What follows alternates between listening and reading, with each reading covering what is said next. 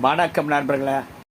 மக்கள் திலகம் பொன்மனச் செம்மல் எம்ஜிஆர் அவர்கள் இரு வேடங்களில் நடித்து மாபெரும் வெற்றி பெற்ற எங்க வீட்டு பிள்ளை திரைப்படம் அப்படத்தை தயாரித்த விஜயா கம்பைன்ஸ் நிறுவனத்திற்கு கூடுதல் லாபத்தை தேடித் தந்தது.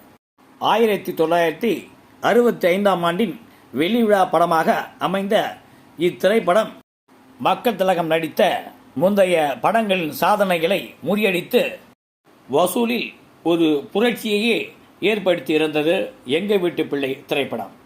நான் ஆணையிட்டால் அது நடந்துவிட்டால் என்ற பாடல் காட்சியில் மக்கள் திலகம் எம்ஜிஆர் காட்டிய சுறுசுறுப்பு மற்றும் வேகம் ஆகியவற்றை அந்நாளைய பத்திரிகைகள் மிகவும் புகழ்ந்து எழுதியிருந்தன.